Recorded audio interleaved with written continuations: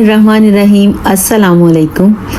सर्दियों की सौगातें, पंजीरियाँ, हलवे, हम इंतज़ार में ही बैठे हैं कि सर्दियाँ आए और हम बनाएं, लेकिन सर्दियाँ आ ही नहीं रही। सबसे पहले लेंगे फूल मखाने और ये है गूंद। गूंद बहुत ज़्यादा अच्छी है हेल्थ के लिए। अब डालेंगे जी कढ़ाई में देसी घी डाल कर ना ये जो गूंद है ना इसको थोड़ा थोड़ा ऐड करके तो फ्राई कर के निकाल लेना। ये फूल जाती है और फिर क्रिस्पी हो जाती है। अगर सारी एक दफ़ा डाल दें तो फिर अंदर से कच्ची रह जाती है। इसको फ्राई करके तो साइड पर प्लेट में निकाल दें। गूंद हमारी फ्राई हो गई है और इसको हम प्लेट में निकाल रहे हैं। मैं आपसे बात कर रही थी कि सर्दियाँ नहीं आ रही थी, फिर मैं सोचा कि चलो कुछ भांडा शांडा बनाइए, की पता इन्हू वेख के ही सर्दियाँ आ जाए। तो इसी शौक में ही ना मैंने ये बनाना शुरू किया था। हेल्दी तो बहुत होता है और आजकल के बच्चों को ना इन चीज़ों का नहीं पता, हम बताएंगे तो पता चलेगा। गूंद के बाद जी कढ़ाई में फिर से थोड़ा सा देसी घी ऐड करना है और इसमें अब ये फूल मखाने डाल देने हैं। अब इनको फ्राई करना है। एक दफ़ा भी आप फ्राई कर सकते हैं और आधे आधे करके भी फ्राई कर सकते हैं। ये अच्छी से क्रिस्पी हो जाएंगे। ये भी बहुत अच्छे क्रिस्पी हो जाते हैं। इनको तो वैसे ऐसे भी फ्राई करके बच्चों को दें, खिलाएं। ये बच्चों की हड्डियों के लिए बहुत अच्छे हैं। इसमें कैल्शियम वाफर मकदार में होती है। फूल मखाने फ्राई करने के बाद इनको भी अलहदा से एक प्लेट में निकाल देना है। अब आ गई जी चॉपर की बारी। सबसे पहले बादामों को क्रश कर लेना है, लेकिन ज़्यादा बारीक करना है, बहुत मोटे नहीं रखने और बहुत ज़्यादा पाउडर भी नहीं बना देना, क्योंकि इनका मज़ा आता है जब ये दांतों के नीचे आते हैं ना खाते खाते, तो इसका मज़ा आता है। बादाम भी क्रश हो गए हैं। थोड़ा सारा मैंने इनको पीस लिया है और थोड़ा सारा क्रश कर लिया है। अब इसके बाद आ गई जी पिस्ते की बारी। ये पिस्ता भी ऐसे ही जैसे बादाम किए हैं वैसे ही चॉपर में डालकर इसको भी क्रश कर लेना है। थोड़ा पाउडर और थोड़े थोड़े से मोटे रख लेने हैं, बहुत मोटे नहीं, बस थोड़ा थोड़ा सा ही। ये दोनों चीज़ें रेडी हो गई हैं। इसके बाद फिर से चॉपर में ऐड करेंगे ये फूल मखाने। इसको बस 2-3 दफ़ा ऐसे घुमाना है, बहुत ज़्यादा बारीक नहीं करना है, इसका बहुत पाउडर नहीं बनाना है। इसको भी वैसे ही दड़ा सा ही रखना है, क्रश ही करना है जैसे ये है। आप ऊपर से देखें इसको मैंने कैसे रखा है, थोड़े थोड़े हाफ पीस, थोड़ा पाउडर ऐसे मिक्स हो गया। इसके बाद आ गई जी गूंद की बारी। और गूंद तो वैसे ही बहुत ज़्यादा ना वो क्रिस्पी हो जाती है। इसको ना भी ऐसे करें, थोड़ा सारा मैंने बस 2-3 झटके ही लगवाए हैं, फिर भी अच्छी रहती है अगर ऐसे ही डाल दें फ्राई करके। हुन जी काम शुरू हो गया, मेन बहुत ही मेहनत वाला काम। ये मैंने 2 किलो चने लिए थे। अब चनों का पाउडर बनाऊंगी मैं। ये सारे जो इसके लवाजमात हैं वो रेडी करके मैंने साइड पे रख लिए हैं और मैंने कहा था पहले ये दूसरे काम कर लूँ फिर ज़रा चनों वाला काम करूँगी। अब चनों के लिए मैंने दूसरा ग्राइंडर निकाला है जिसमें मैं पीस रही हूँ चनों को। तो चनों को मैं जब ये पीस रही हूँ ना तो इसको मैं मोटी छाननी से, बारीक वाली से नहीं, मोटी वाली छाननी से छान लूँगी, क्योंकि कुछ चने ऐसे होते हैं कि जो कच्चे कच्चे से होते हैं और फिर वो दांत के नीचे आ जाते। मेरे पास ना ये बड़े वाली छाननी है, इसी में मैं छान रही हूँ। साथ साथ उधर चने पीसते जा रहे हैं, साथ साथ मैं इधर से उसको छान के रखती जा रही हूँ। ये है जी थोड़ा सारा मेहनत वाला काम। बस जी मेरे भुने हुए चनों का जो आटा है वो भी रेडी हो गया है।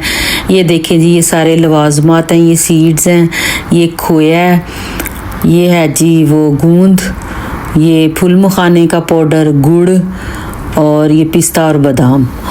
सारे लवाजमात रेडी हो गए हैं। औखा काम मुक गया, अब बस रेडी करना है तो वो ईजी है। तो मैंने पतीला रखा है चूल्हे पे। अब इसमें डालूंगी मैं देसी घी।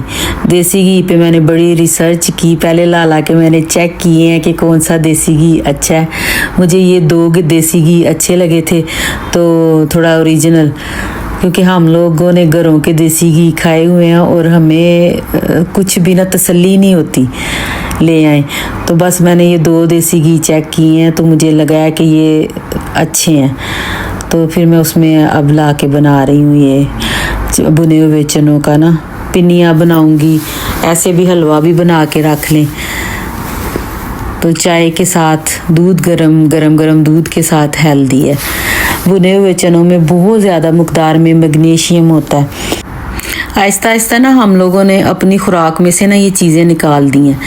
हमारे जो बुज़ुर्ग थे ना वो थकते नहीं थे ना काम करते हुए, और बड़े खुशगवार मूड में रहते थे हर वक्त। ये वाली चीज़ें खाई हुई थी। ऑयल थोड़ा सारा गर्म हुआ है तो मैंने वो भुने हुए चनों का आटा डाल दिया है। चने ऑलरेडी भुने हुए थे, इसको बहुत ज़्यादा भूनने की ज़रूरत नहीं, लेकिन फिर भी हल्की आंच पे, बिल्कुल हल्की आंच पे 5 to 10 मिनट ना इसको भूनना है आपने ना। हमारे घर में ना सर्दियाँ शुरू होते ही ना ये हर एक के लिए अलग-अलग से ना हलवे बनने शुरू हो जाते थे। भाइयों के लिए गाजर का हलवा, दादा अबू के लिए एलोवेरा का हलवा और साथ में अलसी की पिनिया, और ये चनों का और मूंगी जो साबुत मूंगी है उसका जो हलवा बनता था वो साढ़े चूंगे मूंगियां वास्ते घर की औरतों के लिए, लेकिन सारे मिक्स ही था। और इतना मज़ा आता था ना सर्दियों में, कभी भी नाश्ते की टेंशन नहीं रहती थी।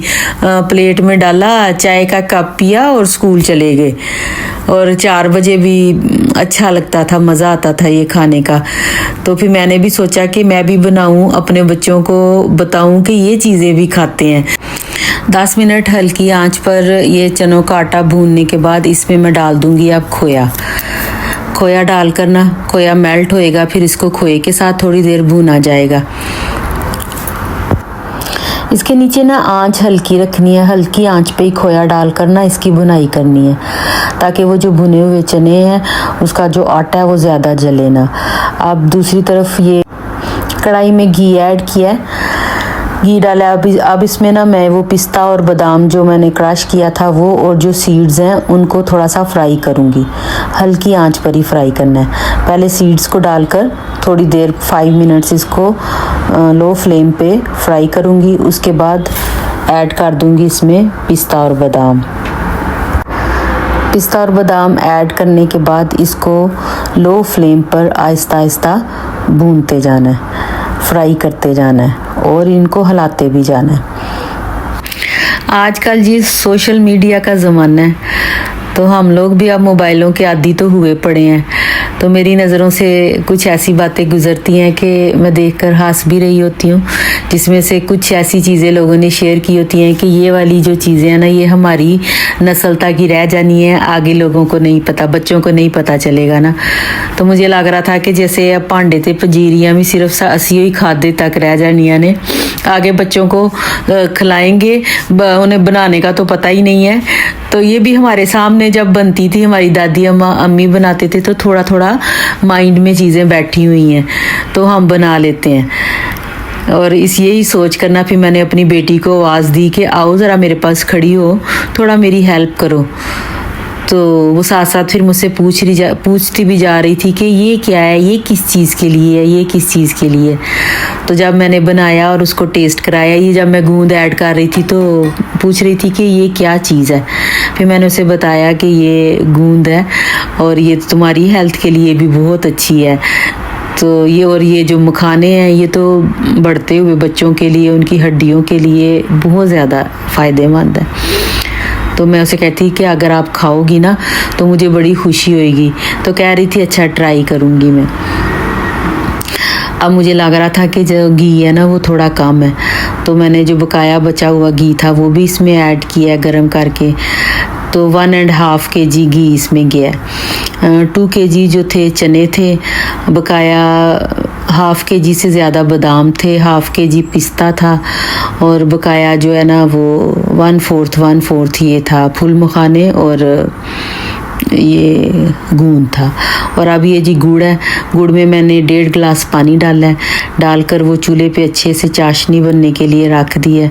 उसको अच्छे से पकाना है, पका के और फिर ये स्टेनर से स्टेन करके डालना है ताकि कोई मिट्टी और कुछ कचरा वगैरह अंदर ना जाए। और आहिस्ता आहिस्ता डालना है कि जो थोड़ा बहुत मिट्टी वगैरह हो वो भी नीचे बैठ जाए। ये गुड़ की चाशनी ऐड कर दी है इसमें।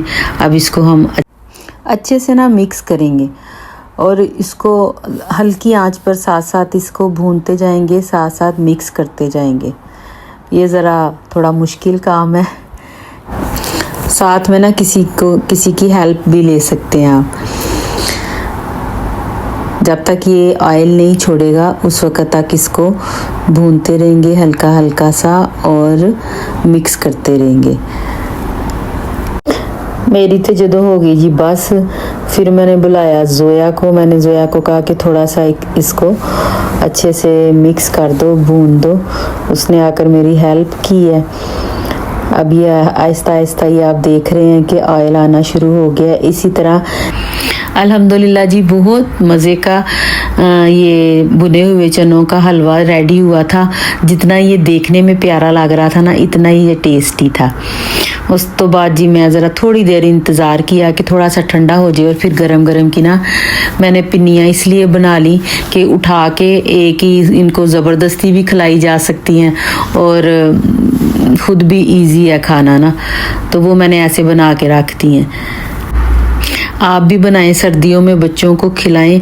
बिस्किट और दूसरी चीज़ों की बजाय ना एक ये पिन्नी खाइए होए तो चस आ जाता है। ये देखिए बहुत सॉफ्ट सी और मज़े की थी अल्हम्दुलिल्लाह।